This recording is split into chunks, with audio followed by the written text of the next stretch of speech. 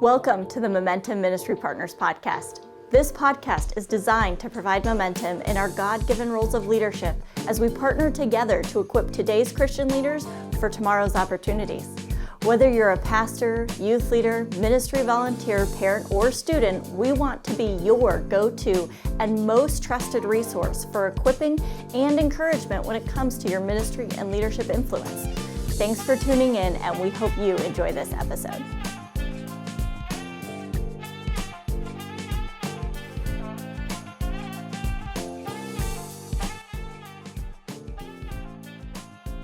Hello, and welcome back to another Momentum Ministry Partners podcast. My name is Eric Miller. I will be your host, as always, for today's conversation. We're excited to have a very special guest with us, the one and only Donny Varney. Donny, welcome. Hello, Eric. It's great to be here once again. Hey, you did a couple episodes with us. You're what, 4 months on the job, Vice President of Momentum Ministry Partners? 4 months in. You got invited back. Congrats. I know, I'm very surprised. Congrats. It's so fun. No, we actually, Donny, I think it'll be fun for you to get to be on some more of these episodes. And as I've gotten to know you, you are a wealth of information. There are all kinds of things that are unique about you that are going to add so much value to the Momentum partners, the churches that we serve and work alongside of. And I'm excited to pick your brain because, buddy, you've wore a lot of hats. We talked about this in one of the other episodes that we've introduced you on, but it's not like your whole 30-year career has been like in one place or one location. So I'm excited to kind of dive in this conversation. But Donny, for those listening, kind of fill us in on briefly on your background, your history, kind of what are some of those hats that you've wore? Yep. I would say I don't think I necessarily have a wealth of knowledge and information and resources like you say. I would more think of it in terms of a plethora of mistakes and failures and experiences, maybe you could say, along the way. So hopefully you learn from them along the way. So, but yes, you are right. I have worn a lot of different hats. I've been in, I guess, 4 different ministries in 3 different states. So different cultures, different cities, different pastoral duties, different audiences that would kind of fit, under my leadership, and even just different flavors of ministry altogether. So yeah, I started off after graduating from Bible college. I was at a church in West Virginia for 9 years, and I was kind of like an assistant pastor and a youth pastor. And then kind of like the entire kids ministry also fell under my leadership. So, being the Awana commander, I was a upward basketball director. I was the vacation Bible school coordinator, leader for that. And then I was like a senior citizens bus driver. There was a whole ministry that we would do there, and just a bunch of other things. So that was for 9 years. I did that. And then for a couple of years, I was a student life director at a Bible college, but I was an elder at a church kind of like in Wisconsin / Upper Peninsula of Michigan. And I was a gospel community group leader there for a couple of years. I also taught a high school Sunday school class there. And then for the past 10 years, I've been the sports ministry pastor for a Grace Church in Akron, Ohio. And all 4 of those contexts, like I said, very different ministry styles and sizes and shapes and flavors and cultures. And like I said, learned a lot through those years, and can at least speak from a lot of experiences for sure. Yeah. I have not heard Awana commander in a long time. Yeah. Yeah. That's a good pull there. Yes. Yep. Somebody's I like, could tell you I could sing the songs oh my. for Awana and all that, but I don't think anyone wants to hear that. Let's save that for another episode Yeah. for sure. Maybe we'll get you and Jeff just for a momentum sing along. There you go. Oh my, I love it. Today in this conversation, Donnie, we're gonna talk about something that maybe for a lot of pastors is a sensitive subject. For some, it might be a challenge. For others, it might be no big deal, and they're gonna turn this off and not even listen to this episode because they're good. But Donnie, we're gonna talk about loneliness, especially finding community and having relationships in and outside of the church. And so we recognize here at Momentum that a lot of our listeners and even the aim of this podcast is for pastors, for what we call the ministry professionals, pastors and their staff. And ministry can be very challenging. It can be very lonely at times. It can be very discouraging. It's hard to separate sometimes your ministry from your family life and from your friendships. And so, even just recently, I had a local church pastor that reached out to me and he was like, "Hey, let's get together." And I was like, "Do you want to get together to talk about momentum and how we can partner with your church? Do you want to get together to hang out and talk about sports or not anything ministry work related?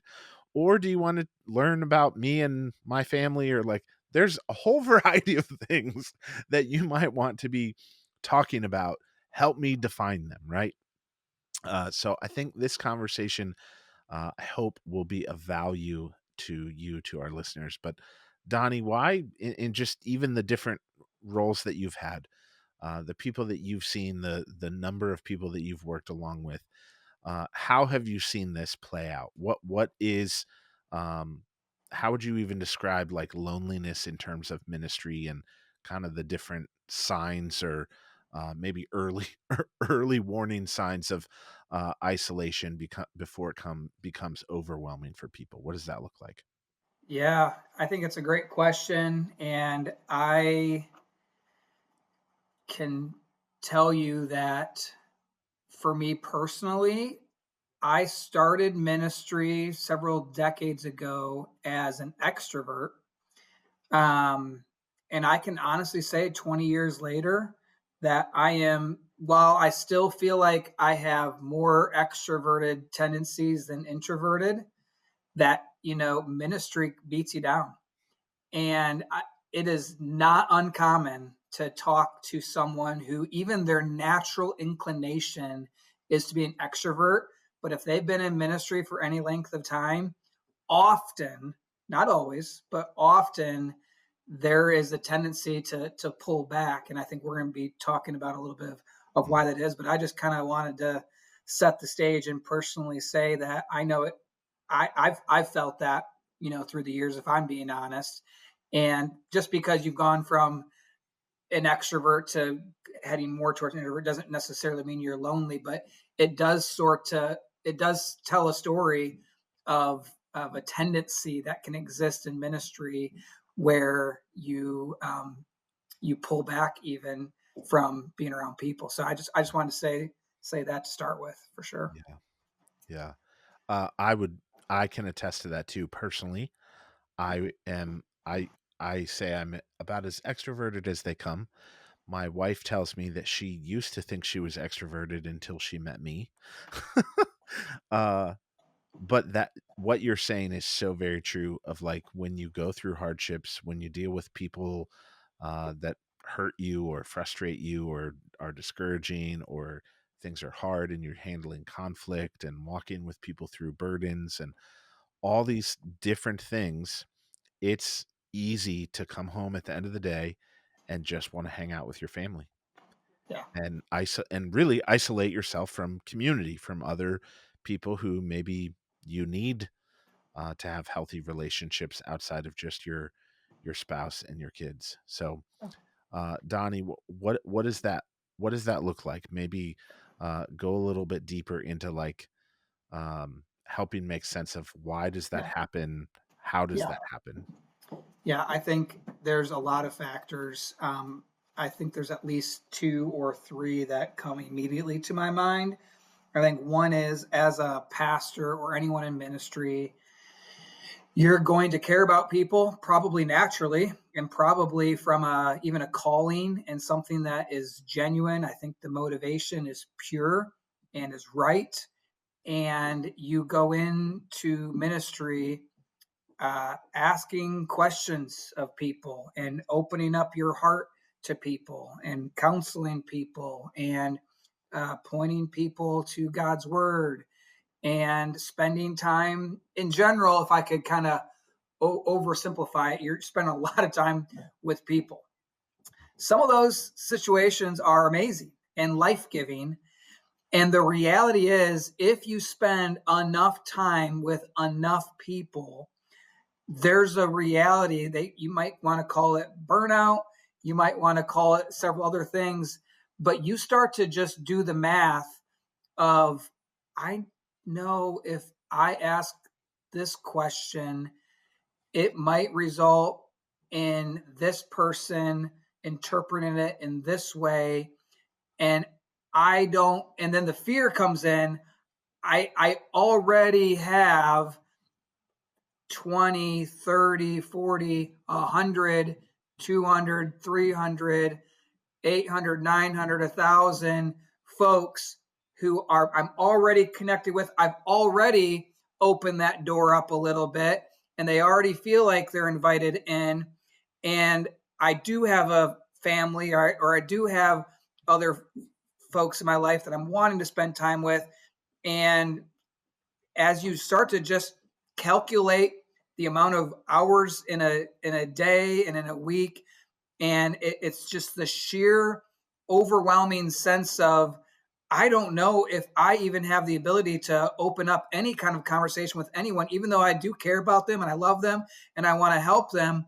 I become afraid that I might end up sending the wrong message to them, that now they're going to be coming into my life in a way that I don't know if I'll actually be able to handle well. And it becomes it's a real tension of wanting to be helpful, but also not wanting to send a wrong message that you don't feel like you're going to actually be able to fully follow through with. So as I talk to pastors and ministry leaders who deeply do care about people, but are unsure of their ability to actually manage just those relationships, I think that's a real thing. So that's one. I wanted to bring out a couple other thoughts, but any Oh, comments on that? I know you deal with a lot of people, so I feel like that's a real one. ditto, 100%. Yeah. Yes, yes. Another factor that I think is real is, if you are in ministry, you are seen as someone who should be a great example, right? And you should have a life above reproach, and you should be someone who walks with integrity. You should be someone that is, relatively speaking, blameless. And we could use a lot of other words. But the point is, you get put on a pedestal.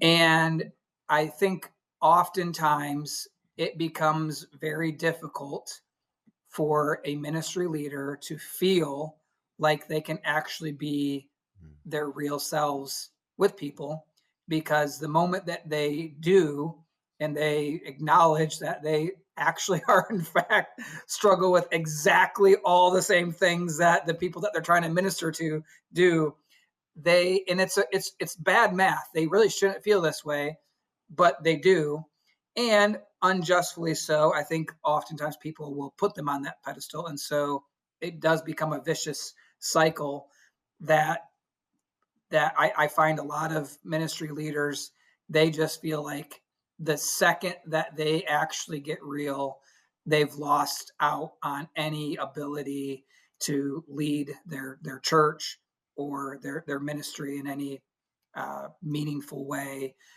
or they're going to get judged, or someone's going to leave the church, or it's going to get publicized, or whatever. And so it's that's another part of ministry life in general, has that tag to it, which is this whole like be above reproach, Mm. have integrity, and don't ever screw up in any way, and certainly don't share struggles, which I think then tends to be that profession more than most tends to force those folks to be more isolated and to be more lonely.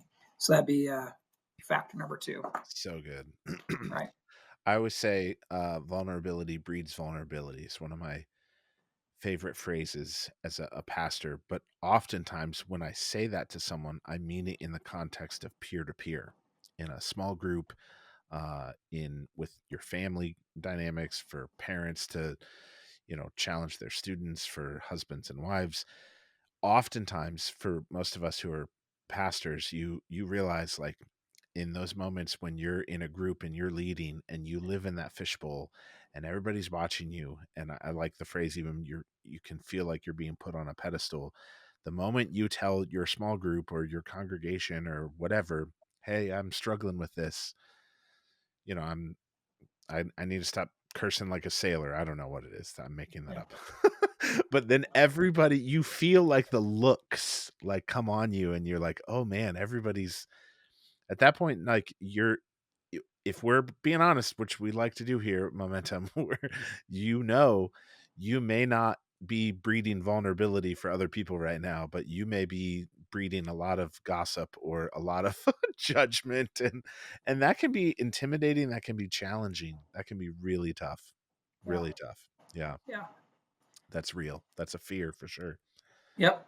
Yeah. You got one Um, more maybe on that? one more. I think is a real one. It sort of goes hand in hand with that one, but I just think that there's a lot of times in ministry, pastors or ministry leaders, especially if you're in a church setting, you kind of see it's very practical, but like you see your livelihood Mm, as a part of that. You see like literal, even though no one wants to talk about this, you actually see literal dollar signs of folks who are supporting what you're doing, and you do everything you know to do to rise above that, to not think about that. But most of the time you've spent most of your life and energy and experience and possible college degrees and everything pouring into this profession, mm, and if for some reason that goes sideways, you're like, you don't know what you're going to do. And so there's this hyper protection to manage those relationships in such a way that the second that you might get more real, or you do this, or you're a part of that, or you engage with this, or if you say the wrong thing, or if you tick off this person in the wrong way, or if you don't succumb to that, or if you cater not enough to hear that, you're going to be ruffling feathers, making people upset. And really, though, the practical ramification is not only is that like a lost relationship and it hurts your feelings, but now it could have an impact on you. It could have an impact if you have a family. It could have an impact on your very livelihood. And so a lot of other jobs might also kind of feel that way. But I think, in particular, the ministry professionals who are hyper into the relationships of the folks that they're going to most naturally connect with, that that practical reality, I think, also tends to make them want to pull back and be guarded, which then results in this idea of loneliness, which we're talking about. mm. So those would be three. If you've got some other ones, Eric, in particular that you'd want to bring up, I know that those are not the only ones, but when you asked that question, those were three that immediately jumped out to me when I'm talking with ministry leaders. Yeah. Donnie, I think you're hitting on really good points here, and even just for the sake of the conversation, like, probably the Holy Spirit right now is telling the pastors who are listening what their thing is. Yeah, So we'll allow him to do his job. yeah, that's good. And I would say honestly, like, what friends, what those things are that hinder you from engaging in the biblical community and in the friendships, the relationships that you need. We're created as relational beings, right? God designed us that way on purpose, by design, and it's all so that we can reflect him and his goodness and the triune God. And so like we're relational because he's relational. And so if we think we can do ministry alone, well, you're missing it, because ministry is with people, right? So we know in theory and can explain these things, but so many times the statistics right now, Donnie, are terrifying, that pastors are unhealthy.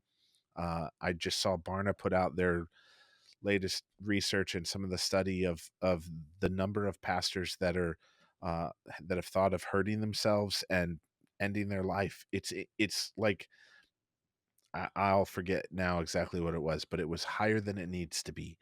It was like 20 to 30%. Mm, That's alarming to me. That's yeah. terrifying. And when you really boil it all down and you really look at a lot of it, it's because pastors don't have friends. They don't have community. They don't have the meaningful relationships uh, outside of your family and outside of the Lord. And so, again, that's by design. Scripture Yeah. even encourages us not to give up meeting together, as some are in the habit of doing. So, this as iron sharpens iron, so one man sharpens another. There's all kinds of passages where we can biblically see we need these relationships to help us. So, Donnie, let's kind of keep going in this Yeah. realm of transparency and even like trying to have wisdom and discernment.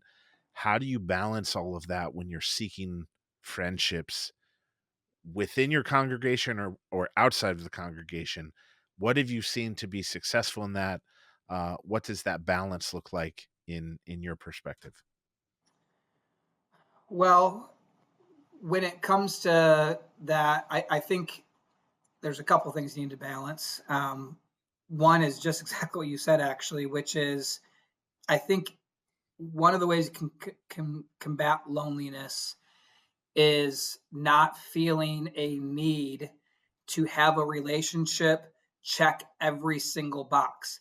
They go to my church, they're in my small group, they're on the deacon board or elder board, they happen to live in our neighborhood, their kids are the same ages of my kids, and and they go to the same school and whatever. Like, Yeah. if you start to like feel like that's the only place in which you're going to be able to dive deep into a relationship, your expectations are way off. It's rarely going to be that way. Rarely. And oftentimes those probably aren't actually going to be the places where you have deep relationships. And I think more often than not, a lot of ministry leaders, they just they think to themselves, well, these are the people who I'm currently involved with in ministry. Therefore, they should be the people who I'm going to be best friends with. And maybe, but maybe not. And so I think there's a balance and a boundary that can be set up in your life that actually makes things a lot healthier, where you can just see, a lot of those relationships as ministry. It doesn't mean you can't be friends with them. It doesn't mean you don't love them. It doesn't mean that your motivation is off or that it's not real, but it's okay to not be best friends with the people that you're in ministry with. And it still means that you care about them and love them and support them, but that you don't have to receive all of that. And I think I just see too often ministry leaders feel like it has to be all or nothing. So that's one big one right there, Mm, right? yes. Yeah. Yes. So good. Um, the second part to that balance then is it's okay for you to seek out relationships and to have permission to seek out relationships and friendships that literally have nothing to do with your ministry at all. And it could be someone that goes to another church. It could be someone who really they're not on your deacon board or your elder board. They're not one of your most trusted leaders in your ministry. They're just someone who's a friend, and they don't necessarily have all of the buy-in of all of the things that you're doing. In many ways, that can be a wonderful relationship, a life-giving relationship, and it allows you the freedom, probably like we were talking about a few minutes ago, to be more real, to be more vulnerable and transparent, to have conversations that go well beyond whatever's going on in your church life. And I think that can be a beautiful thing. That's so good, Donnie. Yeah. I think understanding or maybe giving yourself the freedom to develop relationships outside of your local church, your congregation, is freeing for some people, and to realize like not only can you leverage that for your ministry, but it also may be God's gift to you. So there are times in my pastoral ministry years, like some of the people that like I literally joined a fantasy football league with guys from local restaurants that we had gotten to know. We built relationships. My wife and I were intentional. We went to the same restaurant for date night. We made friends with the servers. We made friends with the bartender. We made friends with the hostess would look in the restaurant and go, there's people sitting in your spot. We were so frequent there and built relationships, were intentional through those connections, got invited to a fantasy football league. And the only reason I wanted to do it was because it gave me an opportunity to be known for Eric, not just Pastor Eric every time, but I could have intentional, meaningful conversations with them. They knew I was a pastor, but it wasn't all that they knew me for. And so Yeah. we could sit around and talk football. We could sit around and talk about the new restaurant that was coming to town and what was going to be on the menu and all the fun things. We could talk about other things, and yet they often would send me prayer requests. They considered me their pastor in a lot of ways. So it's kind of fun when you get to think about those unique circumstances and situations. And you're right, doesn't have to always check every single one of those boxes. Yeah. Let me add one more thing to that, though, and I'll give a practical example of the journey I've been on in my most recent tenure in being in ministry. I've been a sports ministry pastor for 10 years. In our context, it's a larger church, and in our ministry department, if you want to call it that, I would have interacted over the course of 10 years literally with thousands of sports ministry volunteers and folks that I would have at one point or another had a lot of conversations around discipleship and ministry, mostly related to sports ministry. And that would be the basis for that relationship. Okay. So what happens for me weekend in and weekend out is as I see people, guess what is the one and only thing that gets brought up? Something about sports ministry. And now it's a little bit of a joke because, especially the first few years, everyone just assumed Donnie can play all the sports. He knows all the sports. He's involved in all the sports. He understands all of the everything about sports. And Donnie's just like the sports guy. And but that can be hurtful because you're like, well, you don't know me. You don't know my family. You don't know what I really care about. You just literally see me as a part of this church in this way. And that's not who I am. I could take that approach. And I think if I'm being honest, there were times where that might be annoying or it might be whatever. But I realized like the only way to break through to that is I need to be able to show them another side of me. And I remember feeling like, you know what, Donnie, you actually have a gift right now where you can approach any of these 1,000 people and show them another side to you, but like probably you don't need to do that with all of them. And there was a time in my life, 5, 6, 7 years ago, where I actually had a very practical, specific thing that I needed help with. And it was personally, like kind of like a friend to a friend would do. And I took each of them out for breakfast or lunch or coffee. And I started the conversation by saying, I want to talk to you as I need a friend.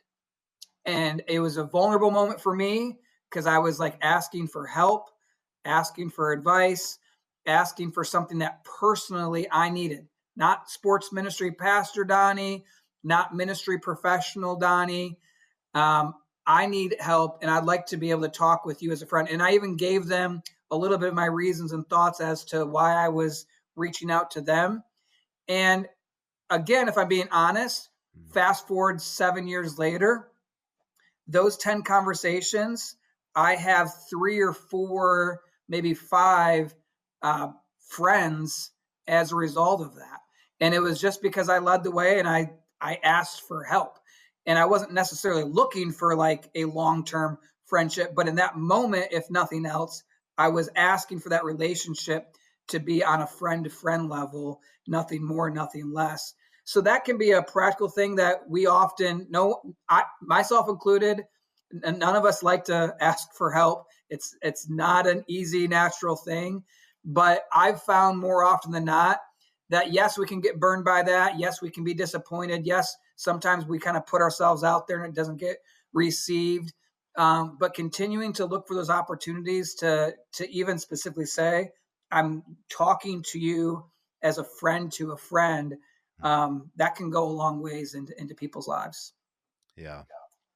All right, Donnie, let's press in a little bit further on this. Let's maybe get practical. You've kind of I heard you use that word a couple times now. Let's give some practical steps for pastors to take to develop those deep and meaningful relationships, friendships outside of their pastoral role. What does that look like? If somebody comes to you and says, "Help me," give me a practical step or two. What does that look like? Well, I would say there are a couple things that come to my mind when it comes to something that would be very practical. I think I am giving a few principles, which is like lower your expectations, say things like, uh, I'm coming to you as a friend, lead the way in asking for help or trying to be the one that is vulnerable. Um, I think another practical thing, let's say that you're in ministry and you're married. You don't, I see a lot of couples, and I know this isn't going to apply to everyone because not everyone might be married, but don't feel like all of your relationships, if you're a married couple, need to be with a married couple. And so Right. give your spouse freedom to be in environments and situations where they can kind of develop their own friends. Maybe it's, a guy with a guy and a female with a female. So I think that's important. Another practical step that I think is very helpful is look for opportunities outside of your church where small groups are meeting. It could be a local nonprofit. It could be another church who's having a Bible study, a men's Bible study, and you're like, I can't do that. I'm the pastor of my church. How in the world could I be a part of another church's men's Bible study? I'm like, I I think that's actually not a bad move. And I think making that decision or things that they set the bars a little bit lower. You're not coming in and saying, I want to be best friends with you today.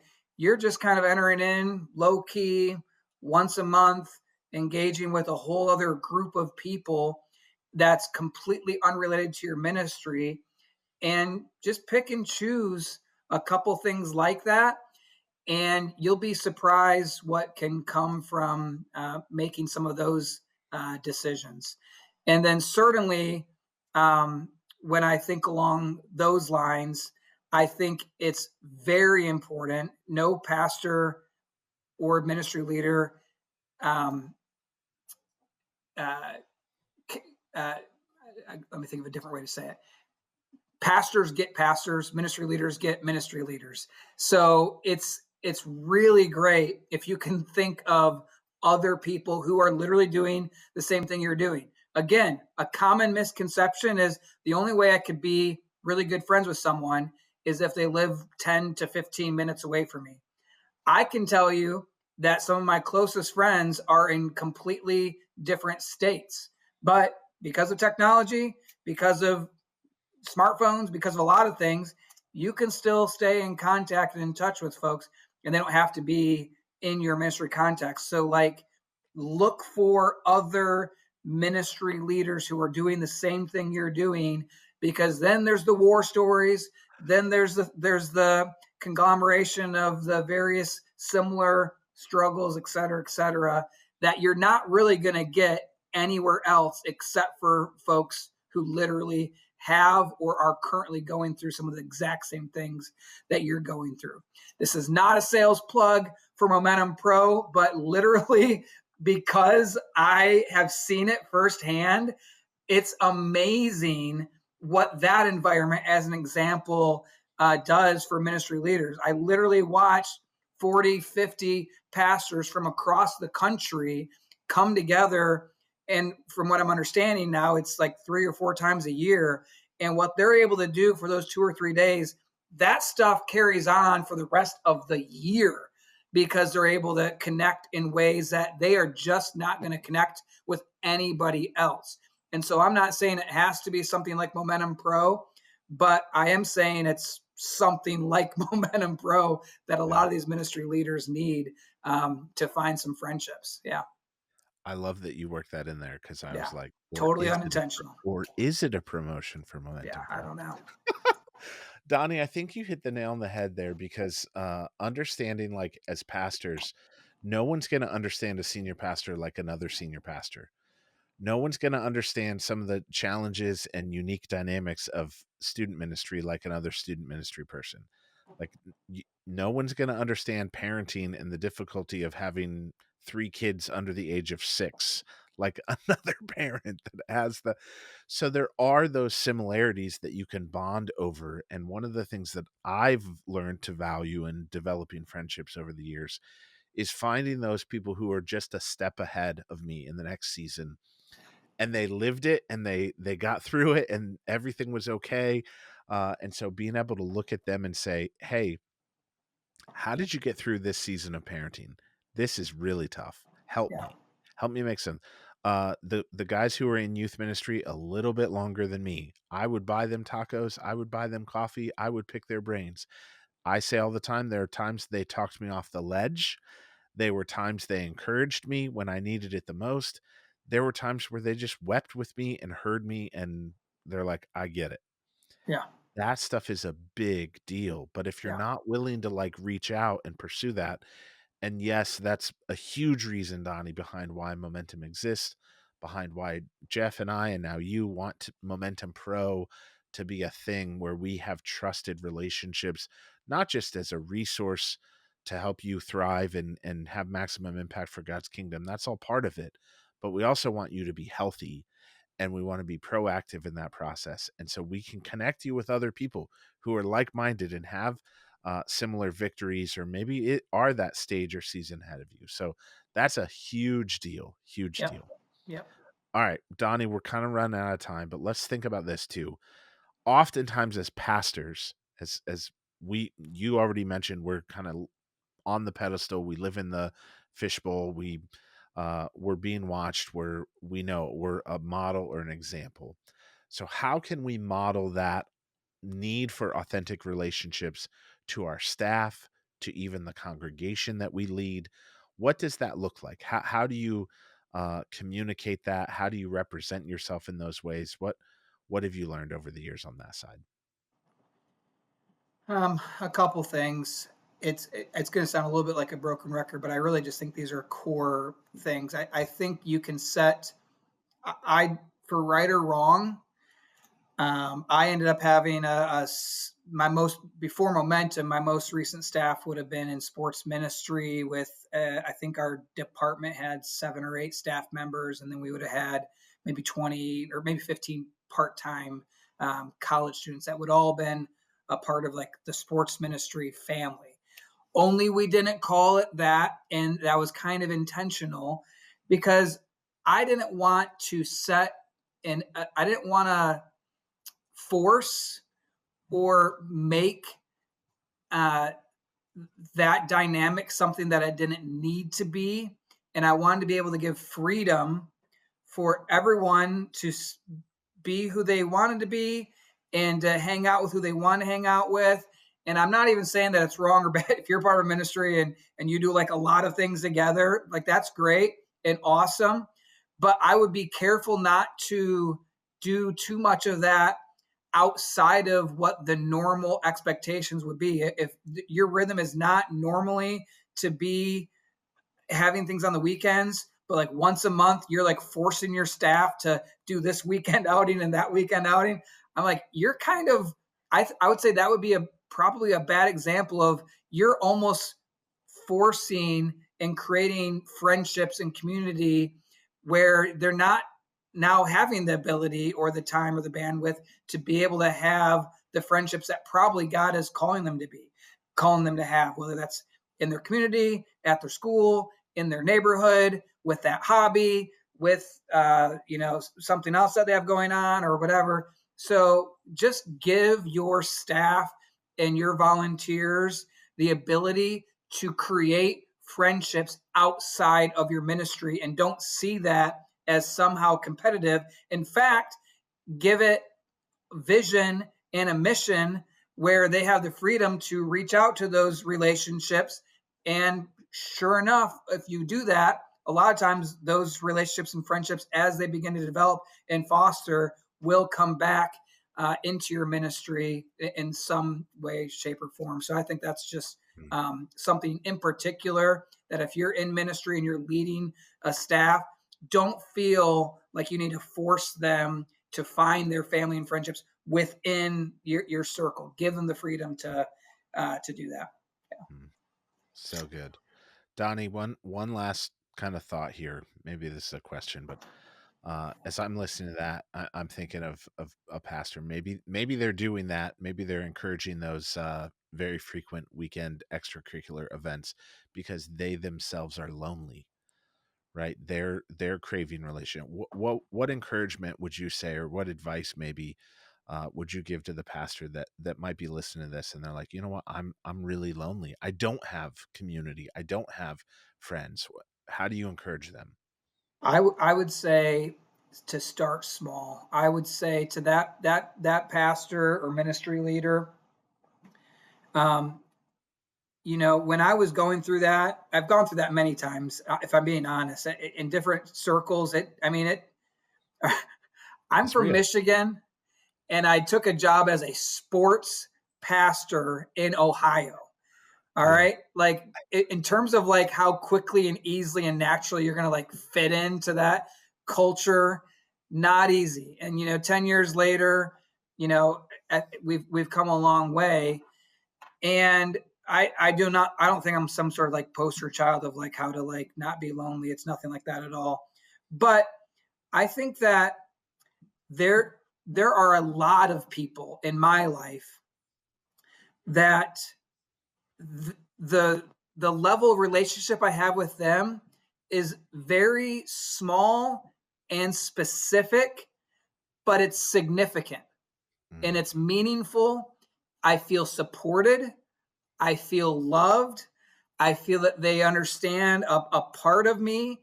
And I feel like that relationship is a real relationship. They might not have every part of my life, and I don't have every part of their life. They're busy, I'm busy, but there is an area where I've seen something that they have. It's like what you were talking about a little bit ago, Eric, where I need that and I want that. And I am careful to not overextend the ask and be like, I need you to be my mentor for everything in life. And can we meet once a week for the next 5 years? And I need you to know everything about me. And I need to pour out my soul about this. Like that's a temptation because you know what? A lot of those people that know me this much and I've asked this much and I had that same, the reality is they could help me in this mm, way. And I could have that kind of relationship, but I don't have to have that. And I can make that ask be a little bit smaller, a little bit more realistic. And now all of a sudden, the reality is I'm getting said yes to a lot more. They're like, that I can do for you. That I can help you out with. That rhythm I can handle. That amount of time we can do. And that's just like another like practical thing where I've seen a lot of ministry leaders, they're so in need of that mentorship and that help and those relationships that we tend to go all in on finding that person that can kind of like check all those boxes. And I think usually more often than not, it's like maybe they can check one of those boxes and someone else can check another box and someone can check another box. So again, I don't think at all that that's like the answer, and it certainly isn't the answer for everyone in that and what you're describing. But I think for some people there that are listening, I think that might be a practical thing for them to think through. So good. Thank you, Donny, for sharing your experiences, your wisdom on all of this. I think this is a needed conversation, and probably more could be said for sure on this topic. But honestly, I mean this with all my heart. Like, if you're a pastor and you're struggling with any of these things, reach out, let us know, speak up, say something. Obviously, we know prayer is powerful and prayer works. And so bring these things before the Lord. But you should not be alone in ministry, right? So we're here. Momentum exists to help be a resource for you. We want to help come alongside of you, partner with you in your local church. And so we would love nothing more than to be your friend and to be a resource to you. So thank you, Donny, for sharing and giving us some perspective here. Thank you to our audience and to anybody who tuned in to this conversation and any others. We'll see you next time. Thank you for joining us for this episode. We hope you found it to be valuable. And if you did, would you share it with someone else in your network who might enjoy it? Also, would you please go on and subscribe, rate, and review it? That way you don't miss any more and somebody else will be able to find it too. Also, because we want to be your trusted resource, if you have a question or topic that you would like us to discuss on an upcoming episode, send that to us via email to info@buildmomentum.org, or you can send us a DM on any of our social media platforms. You can find us there at Momentum Ministry Partners. Also, if you need more information on our ministry, be sure to check out our website at buildmomentum.org. Thank you so much, and we hope to see you next time.